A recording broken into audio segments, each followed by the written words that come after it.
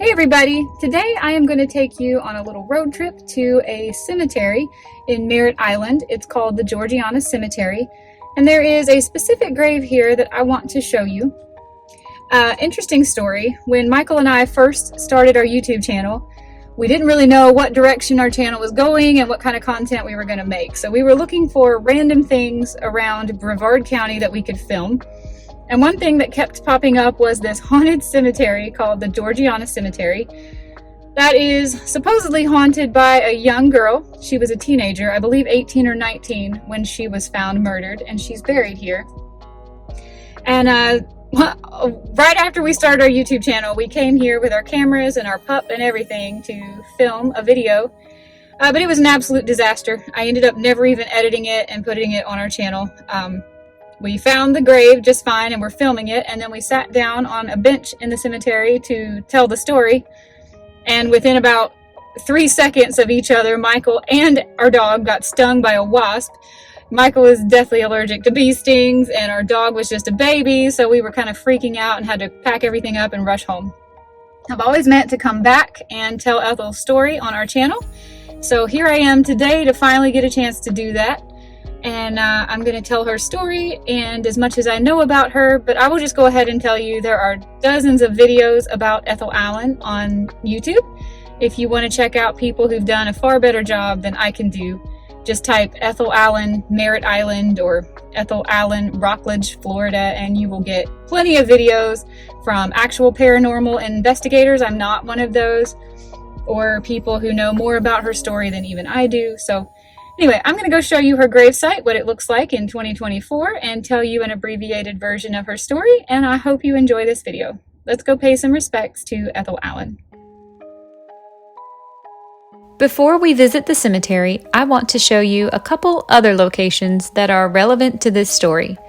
We'll start here on the Pineda Causeway, overlooking the beautiful, tranquil Indian River Lagoon, and imagine if we were driving north with this view. On Wednesday, November 21st of 1934, 3 men were in a car driving north along this river, headed from Eau Gallie towards Rockledge. They noticed buzzards circling in the sky overhead and diving towards the ground near the banks of the Indian River, and they became curious, so they got out of their vehicle to go investigate. That's when the 3 men discovered a partially nude body lying on the shore of the river. A body that was badly decomposed and mutilated. The identity of the victim was confirmed later that day as 19-year-old Ethel Allen, identified by a woman named Mrs. Gerald Finney. The body of Ethel Allen bore marks of extreme violence. Her throat had been cut, and wounds were found on her forehead and at the base of her skull, probably from stabbing. The right side of her face had been crushed, and the upper teeth and part of her jaw were missing. One of her legs was almost entirely severed off, and a piece of stocking was tied around one ankle. It appeared as though the murderer had attempted to dispose of the body by burning it and then throwing it in the river. Identification of Ethel's body could only be made by a tattoo on the victim's right thigh of a rope and the initials BK, and by a yellow gold ring with a ruby that she was wearing. In 1934, Ethel Allen was a 19-year-old girl who was local to the town of nearby Cocoa. She had many friends and an active social life. She was renting a room in a boarding house in Cocoa from an older woman named Mrs. Gerald Finney.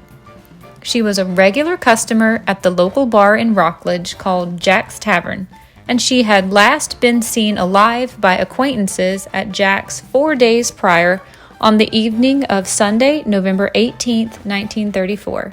This interesting half-timbered Tudor-style building right off of Highway US 1 in Rockledge, Florida, is today known as Ashley's Restaurant, and it is on the mainland west of Merritt Island, about 30 minutes north of where I live.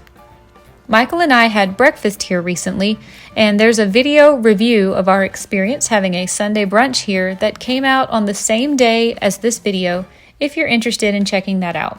The land upon which Ashley's Restaurant of Rockledge was built is said to have been on the site of an old railroad depot that burned to the ground. This was a prime location right off of a main highway and so near to the railroad, so this building was built, probably in the 1920s, by a man named Jack Allen. He opened a bar here under the name of Jack's Tavern sometime after the 1932 repeal of Prohibition. Jack's was a classy establishment where the men wore top hats and tails and the women wore their nicest dresses.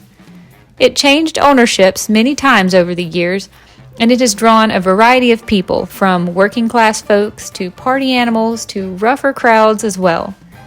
There are legends of several spirits that haunt this nearly 100-year-old building, but we are here today because this is the last place that Ethel Allen was ever seen alive. The investigation that ensued determined that Ethel had last been seen by close friends on Sunday, November 18th, when she stopped by a local packing plant to say goodbye to a friend.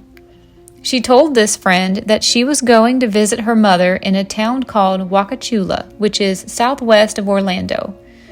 Ethel also told this person that her new friend Bill was going to take her on this trip. She had been seen earlier that day at the City Point Inn with a man named William Wilson, who was probably this friend Bill that she was referring to, and she had already introduced him to several other friends. The only thing any of her friends seemed to be able to remember about Mr. Wilson later on was that his car had Pennsylvania license plates.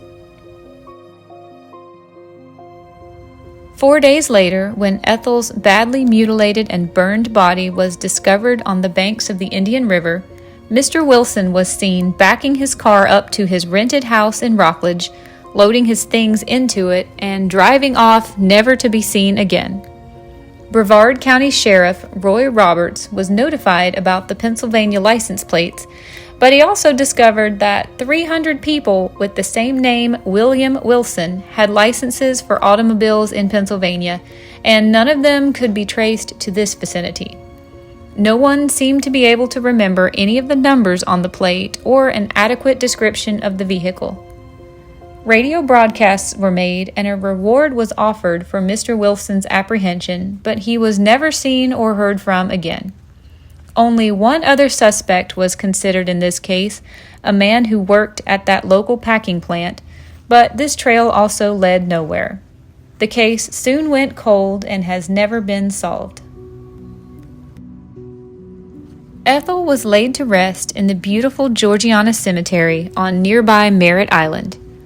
I really enjoy coming to this cemetery because it is so beautiful, quiet, and peaceful. I have filmed a walkthrough tour of this cemetery if you enjoy watching those kinds of videos. I always wonder at what kind of person Ethel would have grown up to be. To have passed away at such a young age of 19 leaves so many questions, and it's heartbreaking to think of the life that she missed out on having.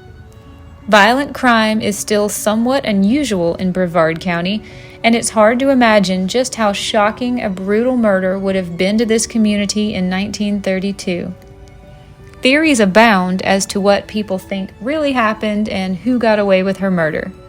There are plenty of first-hand accounts that were published in the Cocoa Tribune or in the Melbourne Times, and these articles are easy to find on Google if you would like to look them up and read more information for yourself on this unsolved cold case.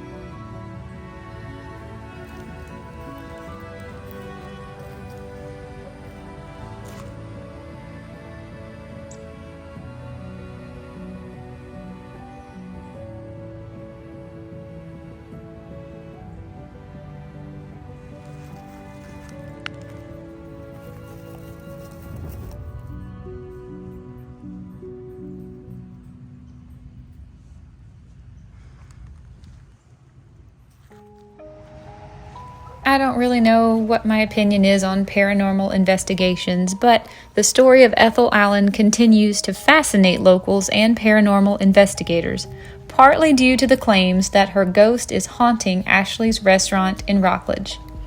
Many psychics have investigated those claims of paranormal activity at Ashley's, and at least one of them claims to have had a vision of the murder of Ethel Allen taking place inside that restaurant.